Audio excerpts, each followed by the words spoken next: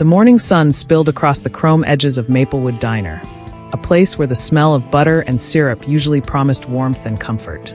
But on this particular day, the light couldn't erase the darkness that crept into the hearts of a few cruel boys. At a booth near the window sat a girl in a wheelchair, her plate of pancakes resting in front of her like a fragile shield against the world. Her name was Clara, and though her face carried the quiet strength of someone who had endured much, her trembling hands betrayed her unease. The boys at the next booth didn't just laugh at her. They crossed a line that should never be crossed. One of them slapped the plate from her lap, sending the food crashing to the tiled floor, and another pushed her wheelchair back with a mocking shove. The diner froze. The laughter of the bullies rang louder than the clatter of falling plates. Clara's eyes welled with tears. She tried so hard to hold back, but humiliation burned hotter than pain. If you believe that kindness should always conquer cruelty, that second chances matter, and that no one deserves to be treated this way, take a moment right now to like this video, comment, share it with others, and subscribe to Kindness Corner. Together, we can remind the world that compassion is stronger than hate. Clara's life had never been easy. She was born with a spinal condition that left her reliant on a wheelchair. But her parents always told her that her spirit was meant to soar, even if her legs could not. She clung to that belief, though the world often seemed determined to crush it. Every day she faced quiet stares, whispered remarks, or the pitying smiles of strangers who couldn't imagine her life. But what she faced that morning in the diner went far beyond pity. It was cruelty sharp enough to wound the soul. As the boys cheered, others in the diner lowered their heads. Some shook their heads in disapproval, but did nothing. The waitress, her hands full of coffee cups, froze in the aisle, fear etched on her face. Clara bent down awkwardly, trying to gather her pancakes with trembling hands, desperate not to make more of a scene. That's when another hand reached down, not rough, not mocking, but gentle. An older man, gray at the temples, quietly picked up the plate and set it back in front of her. "Don't mind them," he whispered, but his eyes darted nervously toward the gang of teenagers. The man's kindness was a small candle flickering in a room full of shadows. But Clara still felt exposed, broken in ways no one could see. She sat quietly after that, her appetite gone, her throat tight with unspoken words. She wanted to ask why the world worked this way, why people thought it was acceptable to torment those who were different. Her heart thudded in her chest with each burst of laughter from the bullies who now bragged loudly about their bravery, oblivious to the cruelty of their actions. Clara closed her eyes and prayed for the hour to pass quickly, for the nightmare to end. An hour later, something unexpected happened. Something that shifted the entire energy of the diner. It began as a low rumble, almost like thunder. Heads turned toward the wide glass windows as the sound grew louder, more distinct. Dozens of motorcycles rolled into the parking lot, their chrome glinting under the daylight. The sight alone was enough to make conversations hush and forks freeze in midair.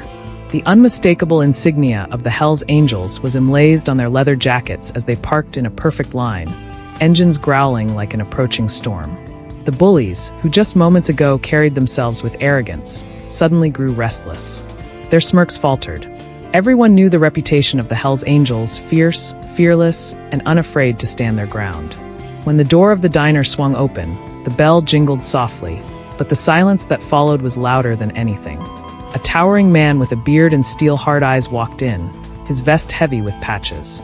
Behind him came another, and then another, until the diner felt smaller, its air charged with tension. Clara's eyes widened, her pulse racing with both fear and wonder. The man at the front scanned the room, his gaze sharp as it swept over the bullies. Then his eyes softened when they landed on Clara.